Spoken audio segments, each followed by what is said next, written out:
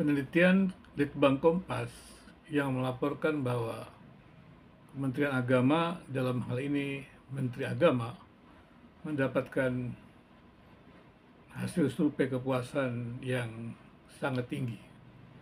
Yaitu dilaporkan oleh Kompas bahwa 95% dari narasumber ya di situ puas terhadap kepemimpinan Menteri Agama yang baru ini.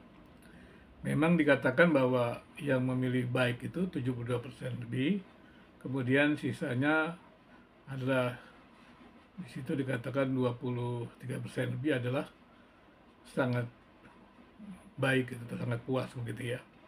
Maka kalau kita mau jumlahkan, ya memang kalau jumlah dari persennya bisa menjadi 90%, 55%. Tapi kalau kita mau melihat dari skalanya, memang tetap saja dia di atas 80%, maka berarti itu tingkat kepuasan yang tinggi, ya, tinggi. Biasanya kita membuat indeks kepuasan itu tinggi, sedang, dan rendah. Dan Menteri Agama ini dari hasil Litbang Kompas, ya, dilaporkan dari 95% ya, memilih baik dan sangat baik. Maka kalau kita mau hitung pun skalanya diperbandingkan, tetap saja hasilnya adalah memang tinggi begitu. Artinya kepuasan masyarakat terhadap kepemimpinan Menteri Agama yang baru ini tinggi. Dan dikatakan juga bagaimana kerja-kerja secara khusus tentang urusan haji itu masyarakat puas ya mengenai urusan haji yang selalu saja menjegal ya para Menteri Agama. Tapi kali ini masyarakat merasa puas dengan kepemimpinan Menteri Agama. Menurut saya kepuasan masyarakat terhadap pimpinan Menteri Agama itu wajar saja.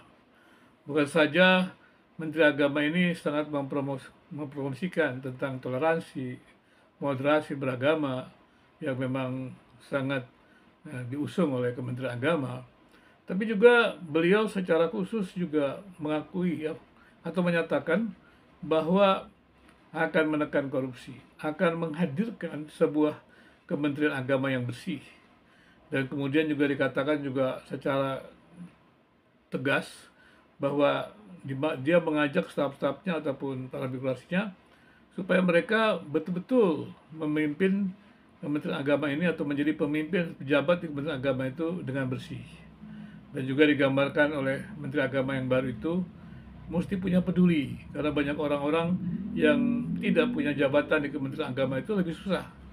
Nah, kalau mereka yang punya jabatan yang sudah senang, sudah cukup itu kemudian melakukan korupsi atau melakukan pungutan-pungutan kepada mereka yang justru mengalami kesulitan. Nah, ini kan membuat Kementerian Agama itu tentunya tidak baik begitu. Dan menurut saya pernyataan Menteri Agama yang secara berani gini, bahkan menggandeng KPK dan kemudian juga menyatakan bahwa dia bertekad ya memerangi korupsi ataupun menghadirkan Kementerian Agama yang bersih, ini merupakan sangat baik.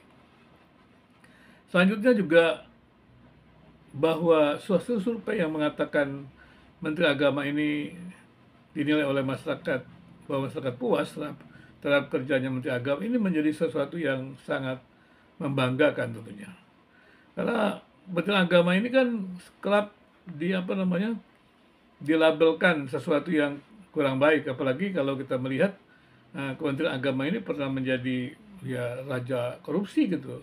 Tingkat korupsi tertinggi itu pernah dinominasi oleh Kementerian Agama. Jadi itu kan menjadi mengherankan. Tapi ketika hari ini kita mendengar ya, hari-hari kita mendengar hasil dan Kompas tentang kepuasan masyarakat terhadap pemilihan Menteri Agama, tentu saja kita umat beragama sangat bersyukur. Karena seharusnya memang mereka yang mengaku diri beragama, mereka yang mengaku diri beriman, harus menyatakan komitmennya itu, menyatakan imannya dalam komitmen kepada keadilan, kepada kebaikan sesama, memerangi korupsi. Karena korupsi itu kan sudah membuat rakyat menderita. Korupsi membuat pemerintah tidak mampu mensejahterakan rakyat. Maka kalau kita umat beragama tidak memerangi korupsi, tidak berusaha untuk terus menolak korupsi, ini kan sesuatu yang tentunya akan membuat ya masyarakat Indonesia mengalami kesusahan.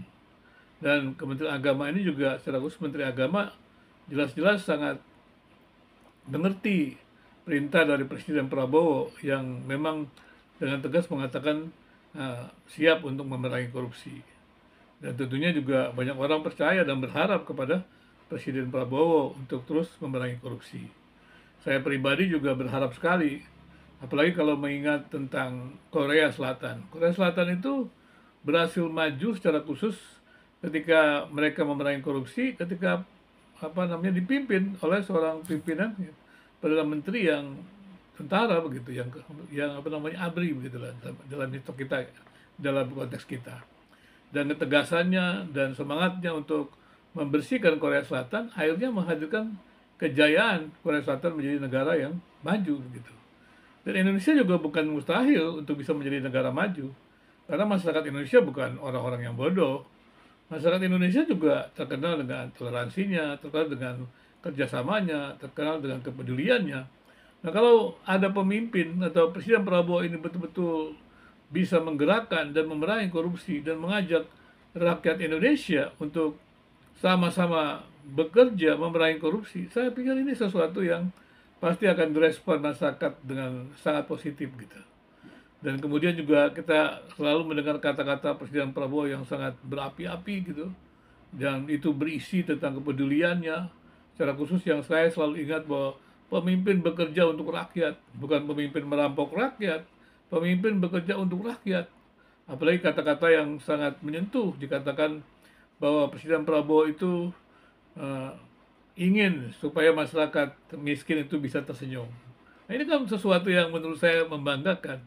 Dan kemudian itu diikuti oleh Kementerian Agama. Bahkan bukan sekadar diikuti, bukan sekadar bicara, tapi masyarakat menilai, memperhatikan Menteri Agama ini dan mereka puas.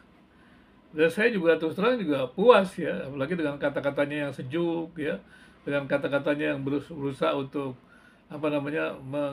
mengusahakan perdamaian, keadilan. Dan saya pikir ini merupakan sesuatu yang baik lagi dengan etika yang jelas ya, supaya kalau kita kerja itu yang beretika, kita tidak mengambil hak yang bukan hak kita. Dikatakan begitu, bahkan dikatakan apakah kita tidak takut ya kalau kita mengambil hak bukan kita dengan hak yang bukan hak kita, bukankah kita akan mengalami hukuman? Dan apa kita bisa menikmati hasil-hasil yang kita dapatkan bukan dari hasil kerja kita, tapi dari sesuatu yang kita peras dari masyarakat. Dan itu dikatakan juga oleh Menteri Agama, dan ini menurut saya sesuatu yang membanggakan sekali.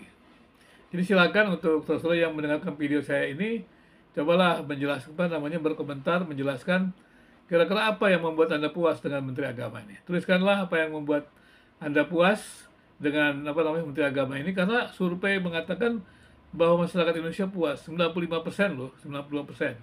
90% ini artinya ada data ya dari yang baik dan yang sangat yang puas atau sangat puas, itu 95%. Bukan indeks ya. Tetapi kalau saya coba membuat indeksnya juga dari skala itu yang saya gabungkan ya, nilai totalnya dengan nilai raihan dari baik dengan sangat baik itu masih saya melihatnya tinggi dan masuk dalam level kepuasan yang tinggi. Maka dengan demikian ya hasil Litbang Kompas itu wajar saja dikatakan demikian. Artinya memang tinggi. Dan karena itu silakan ya teman-teman atau Anda yang mendengarkan video saya ini memberikan juga komentar-komentar kepuasan Anda. Mungkin poin-poin apa sih yang membuat Anda puas dengan Menteri Agama ini? Poin-poin apa sih yang membuat Anda puas dengan kinerja Kementerian Agama saat ini dalam 100 hari kerja ini? Dan juga Menteri Agama ini populer sekali, 65% ya dari survei tersebut. Dan ini sungguh membanggakan lah untuk kita umat beragama, sungguh membanggakan. Karena kita berharap agama itu menjadi garda depan untuk perjuangan melawan korupsi, ketidakadilan, dan memang harusnya kita juga menguatkan ya, artinya persatuan dan kesatuan Indonesia dengan mengusung toleransi dan moderasi beragama dan bersama-sama membangun Indonesia untuk kesejahteraan masyarakat Indonesia. Sekali lagi, jangan lupa silakan Anda memberikan masukan-masukan dan kita akan membahasnya juga. Dari masukan-masukan tersebut ya, input-input dari Anda kita akan membahas lebih jauh, dan kita terus berharap dan terus mengawal supaya Kementerian Agama ini betul-betul menjadi instansi atau institusi yang betul-betul bersih gitu. Dan itu akan menjadi kebanggaan bagi kita semua, di mana negara ini Pancasila menempatkan agama pada posisi yang terhormat. Karena umat beragama dianggap memiliki kontribusi penting untuk membangun Indonesia. Sekali lagi, jangan lupa menuliskan apa yang Anda tahu, yang Anda dapatkan, fakta-fakta yang ada, dan kita terus mengawal Menteri Agama, Kementerian Agama ini untuk menjadi lebih baik lagi, menjadi pemimpin dalam memerangi korupsi.